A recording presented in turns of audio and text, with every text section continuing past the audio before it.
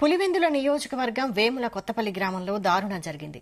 షర్మిల అనే యువతిపై అదే గ్రామానికి చెందిన కుళ్ళాయప్ప అనే యువకుడు కత్తితో అతిదారుణంగా దాడి చేశాడు. యువతి పరిస్థితి ఇంకా విషమంగానే ఉంది. యువకుడు దాడి చేసినట్టు తెలుస్తోంది. మద్యం మత్తులోనే యువకుడు ఈ ఘాతుకానికి పాల్పడి ఉంటాడని స్థానికులు భావిస్తున్నారు. గత కొంతకాలంగా తనని ప్రేమించమని షర్మిలను వేధిస్తున్నాడు యువకుడు.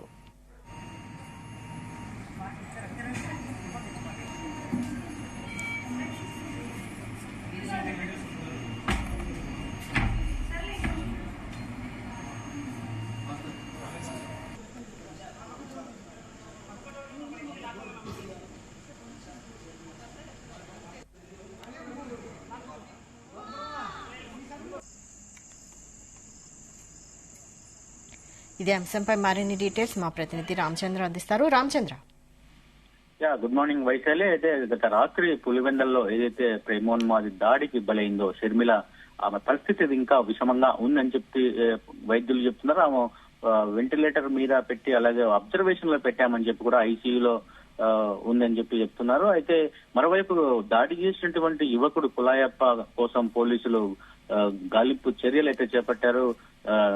బృందాలుగా ఏర్పడి ఆ యువకుడి కోసం పోలీసులు వెతుకులాట ప్రారంభించినటువంటి పరిస్థితి అయితే కనిపిస్తుంది. మొత్తానికి కడప జిల్లాలో ఇది ఒక పెద్ద కలకలం, అలా సంచలనమైనటువంటి దాడిగా మనం చెప్పుకోవచ్చు. గతంలో ఎప్పుడూ జరిగినటువంటి దాడి ఈసారి దాదాపు 13 కత్తిపోట్లతో ఆ అమ్మాయిపై పొడిచినటువంటి పరిస్థితి ఉంది.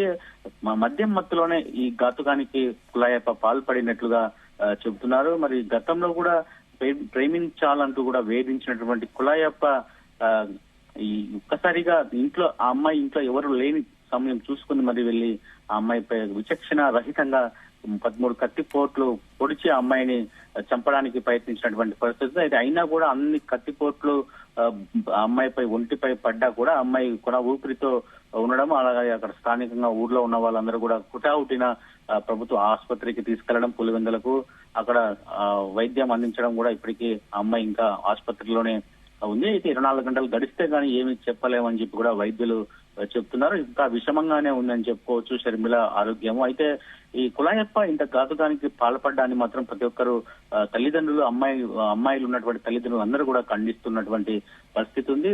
జిల్లా వ్యాప్తంగా కూడా షర్మిలకు మద్దతు అయితే వస్తోంది. ప్రజా సంఘాలు కావచ్చు, అటు విద్యార్థుల నుంచి అందరి నుంచి కూడా షర్మిల బ్రతకాలని చెప్పి కూడా అందరూ కూడా కోరుకుంటున్నటువంటి పరిస్థితి. అలాగే ఈ దాడి చేసినటువంటి యువకుడు కులాయప్పను కఠినంగా శిక్షించాలని చెప్పి కూడా అందరూ కూడా డిమాండ్ చేస్తున్నటువంటి పరిస్థితి ఉంది. అయితే పోలీసులు ఎప్పటిలోగా అతన్ని పట్టుకొని అతన్ని కఠినంగా శిక్షించేలాగా అతనికి ఫాస్ట్ ట్రాక్ కోర్టుకు ఈ కేసును పంపించాలి, త్వరగా అతనికి శిక్ష పడాలని చెప్పి కూడా వారు కోరుతున్నటువంటి పరిస్థితి. మరి షర్మిల ఆరోగ్యం ఎలా ఉంటుందనేది సాయంత్రం వరకు చూడాలని చెప్పి కూడా అబ్జర్వేషన్ లో పెట్టినటువంటి పరిస్థితి ఉంది. మరి వైద్యులు సాయంత్రం వరకు వేచి చూసి తర్వాత ఆమె వైద్యానికి ఆమె శరీరం సహకరిస్తుందా లేదా అన్న అంశాలను తర్వాత చెప్పి ఆ తర్వాత ఎక్కడికైనా రెఫర్ చేస్తారా, అటు హైదరాబాద్ గానీ, ఇటు తిరుపతి గానీ, చెన్నై అటువంటి పెద్ద మల్టీ స్పెషాలిటీ హాస్పిటల్ కి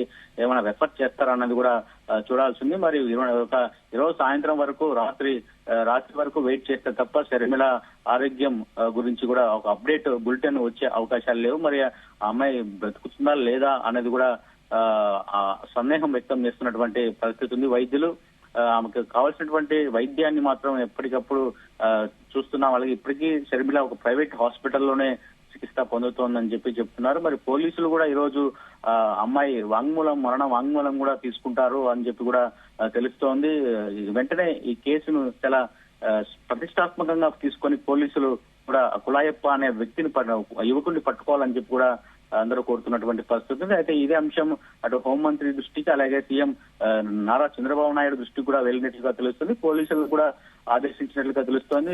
అతన్ని ఖచ్చితంగా పట్టుకుని ఆ అమ్మాయికి న్యాయం చేయాలి అని చెప్పి కూడా ఆదేశాలు వచ్చినట్లుగా మనకు సమాచారం అందుతోంది. మరి దీనిపై మాత్రం కడప జిల్లాలో నిరసనలు అలాగే వెలువెత్తున్నటువంటి పరిస్థితి అయితే ఉంది.